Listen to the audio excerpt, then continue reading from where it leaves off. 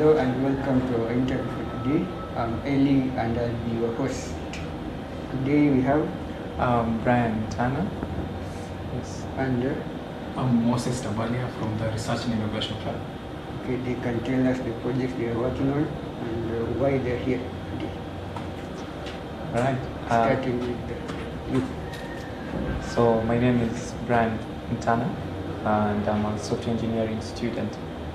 I'm currently working on a project called Innovation Z, and we are basically trying to help startups find product market fit by collaborating with industry partners in helping us understand what their day in the life looks like, what processes they use, what challenges they go through, and what they imagine innovation would be like in their own businesses or in at the industry at large, in the industry at large. Yes. Okay. Next to Moses. Yeah, thank you. So for what we're doing, we have worked on a biometric management system called BIT with a team from different universities. We have some students from TUK, Technical University of Kenya, and some students from ZTech. So basically, we're trying to integrate the use of biometrics across multiple platforms to boost efficiency and productivity in a work environment. Okay, thank you for that. We'll go straight to the questions, starting with Moses. What's your passion project and how does it address the pressing issue? Yeah, as I mentioned, the project is called BIT, and the main reason we started BIT is Going back to the aspect of innovation, how do you collaborate with others to drive innovation? Okay. How do we collaborate with others? So, like I said, I believe we are part of a whole. So I believe in teamwork, and to be very direct on how we collaborate with others is just understanding where I stand out strongly, and even the team and how it's compromised. Innovation Z partly takes partly fits as a media innovation with tech as an enabler, and it also fits as an edtech startup because we're trying to drive responsible innovation. So it's just understanding what the strengths are, just understanding the strength in diversity, just collaboratively picking the right set of team members and individuals, consultants that would come on board, partners that would help us deliver an exceptional product and help us at the end of the day that we may be able to drive to be able to drive our agenda forward. Yeah. Okay, over to you, Moses. I agree with mostly what Brian has mentioned.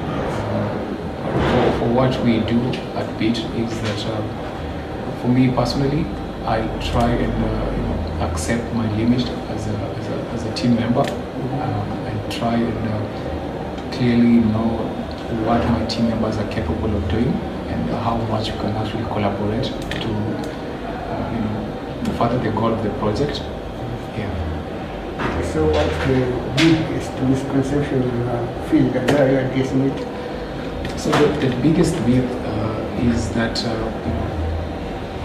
AI isn't, its perception isn't well regarded. People see it as something that could take their jobs, or but if you actually understand what the benefits or what AI is actually able to facilitate, it's actually really, really good.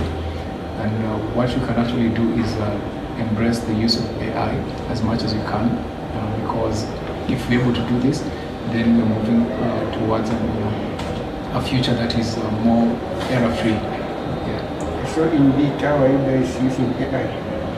So, so we use AI to to check for errors in our code. We also use AI to fast track our code development and to come up with designing of concepts, because we don't have most of these designing softwares and most of them are paid for.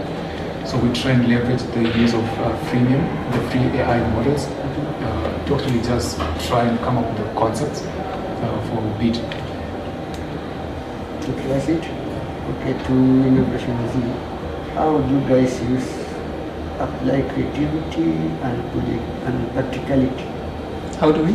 Apply creativity and practicality in your projects, like simultaneously. Creativity and practicality. Yeah. All right, so I'd say one thing that has shown creativity is the fact that as much as I am a software engineer, but I am a founder of Innovation Z, which takes, like I said, it perfectly fits as a media innovation. And media is all about creativity, primarily about creativity. And when it comes to practicality, it's just being able to understand our skills and where we each come in. So like, I'll tell you something interesting. I am a founder, but I am not the CEO. Why? Because this isn't really my field, right?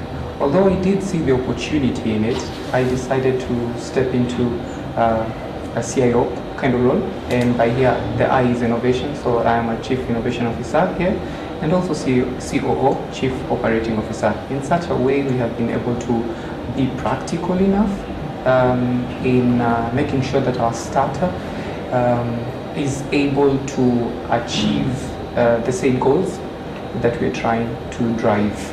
And on creativity, I believe I've already touched on it. Yes, and you balancing creativity and practicality. Yeah, for BEAT, we allow each individual to have their own autonomy, your own ability to come up with solutions to the specific problems that BEAT is trying to face.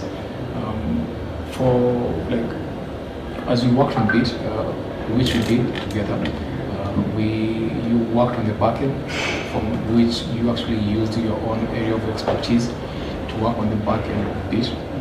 That's what we actually do with the rest.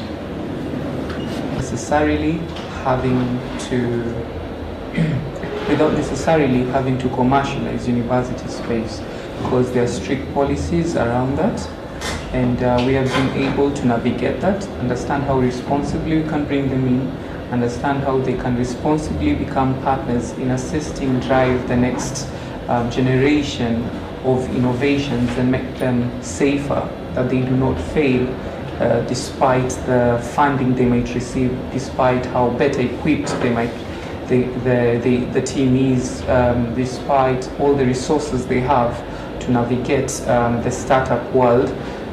They, at the end of the day, are equipped with the most important thing, which is data, information, key insights, and it's done in such a responsible manner. It doesn't feel that there is no commercialization at all. So that is the most exciting thing, our core offering, and actually what that equally ends up meaning in terms of impact to the startup ecosystem right here from ZTech, and equally in partnership with key partners, and how they are able to become part of a larger conversation, which is responsible innovation. And in your own perspective, how do you measure success in innovation endeavors? Well, are we able to hit our milestones? That's how at the end of the day I'll measure success. So do we say we want to do something and do we do it? So far, the milestones have been able to be achieved, and I can wholly attribute this to, first of all, God, and secondly, the beautiful team that we have at hand. We're able to reach out to different people. We are able to ask, we are able to learn. We know we are not all-knowing, no perfect. and so we're able to take in criticism, advice, and help us do better. So so that we can be able to reach our key milestones. Yes. So, how are you measuring success in your innovative endeavor? So for us, the best way we are measuring success is almost similar to what Brian has mentioned. We look at the objectives that we set when we started the project, and we look at have we been able to achieve those objectives. If not, how close are we to achieving those objectives, and how better can we do, or what can we do differently to achieve those objectives. Since it's a project that hasn't yet materialized, in the future what we could do is gauge our performance based on customer satisfaction, and also the team's morale and satisfaction. Okay. So, when you are teaching and marketing your idea, what's the best advice you've received so far, and how has it impacted your work? In it, in other projects you're doing? I've gotten some really good advice along the way. I think the best one was from my mom, which was two actually. She gave two advices. One was put God first, and the second one was aim higher.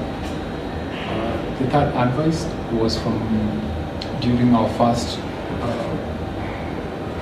pitch ever on Beat, which we were advised by one of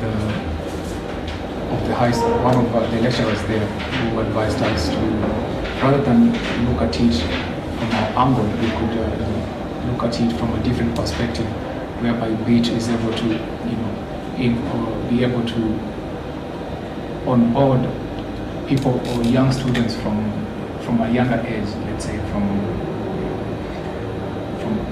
when they're from daycare, tracking their performance all the way till they're professionals, so that we have viable data to actually work on and help them boost their performance further. Let's get to what's the best advice you've received so far.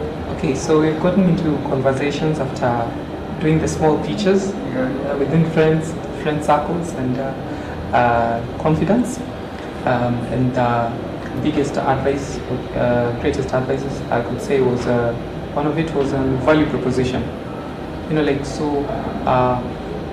What is the value that we are offering? With key partners, if they should get involved. What is the value in a business choosing to wear smart glasses and give us a day in the life, understanding that students do not have a great purchasing power? What is the value? So those were some really tough conversations, but they've helped us, and rather they've actually prepared us and helped shape how this product looks like. And right now I can confidently tell the business community out there, if they're interested in working with us in driving responsible innovation, I can tell them the value is exceedingly great. And the other conversation we had was start where you are. So sometimes it's really interesting. Let me just say it like this, because sometimes we offer great advice to friends, right? We tell them, don't make the barrier of entry too high, even for you as a startup. What is the least you can put out there? And I learned how blinded we are, to our own advice. So we tell friends, we advise friends, hey, go ahead, what's the minimum viable product you could put out there? But we ourselves put a lot of restriction to ourselves, and some sobering advices about starting where you are and what can we do even when we do not have the said key partners. What if they fall away? What are we able to do? Are we able still to provide that value? So these are two advices that really came in, two pieces of advice that really came in great bittersweet conversations, I would add. Okay, as we come to the end, the President of Kenya has been selling his agenda of transforming Kenya from a third world country to a first world country. Yeah. So, how do you see your projects being part of this agenda? Also having in mind in terms of creating employment opportunities, building smart cities, having in mind also we have to achieve our vision 2030. How do you see your projects being part of? Well, for BIT, I think we are well positioned, well aligned with the President's vision of 2030 of achieving, what you just mentioned. Yeah. So from what we're actually doing, as I mentioned earlier, we've aligned our project to have a data-focused approach when it comes to developing smart infrastructure, and that is what we are working towards. And with the team that we have and with the technologies at hand, this is actually something that can actually be done. So I believe innovation is a subject that is well positioned in the President's transformative agenda for Kenya, because I believe innovation is what will move the needle for Kenya when it comes to employment, because startups are able to create employment. Right now, as I'm talking, I'm a COO, so it feels good actually, and we're looking to be able to scale so that we can help, so that we are able to have a bigger team. Equally, we, as a startup, as Innovation Z, primarily how we're able to fit in the conversation of innovations is because we are almost like a launch pad for most of these innovations. We're helping them crack the hard nuts, like what should they innovate on, and if they would love to take a deep in a specific industry, what is really the problem? So sometimes, like since AI came in, sometimes we have this job with friends, and it's been a buzzword in the tech community. Sometimes we believe like slapping AI on anything solves a problem, but it sometimes doesn't really. And do we use AI? Yes, we use AI. Very key for us. But it's good to really understand where, as a startup, what is your value proposition? What is the problem you're actually offering to solve? What is that pain point? And for us, we found ours, and that's why we're passionate about this, because we're helping other startups find theirs. We're helping other startups find why they exist, what is the problem they're trying to solve, and we believe through innovations, assisting startups innovate for the right problems, will transform Kenya into a first world country. Yes. As you give your final remarks, how do you see your project in the next 5 years? Oh, I've had some time to think about this question. So where we see ourselves, and that's like a long-term goal, for 5 years. For 5 years, we see ourselves having more industry partners, specifically for us, our key partners like media companies, having partnerships with more of them, equally having partnerships with more institutions, from colleges to other universities, because innovations don't only happen in ZTech University. So we're just privileged that ZTech has allowed us to be able to pilot, to run this pilot program for Innovation Z. So for 5 years, at least, worst case scenario, for 5 years, I'm looking at around at least 10 institutions in Kenya onboarded, collaboratively working with their research innovation department, trying to further innovation, how it will look like, so that we can be part of this conversation, actually help drive safe innovations, regardless of the institution you're in, and and also getting our key partners involved, media companies, getting as many as we could, bringing them on board. Okay. Moses, where is in bit? So for us, in the next 5 years, we'll probably be a registered business. We'll also, have our products ready and being consumed, and we'll also be an active participant in the Kenyan market. Okay, thank you for your time.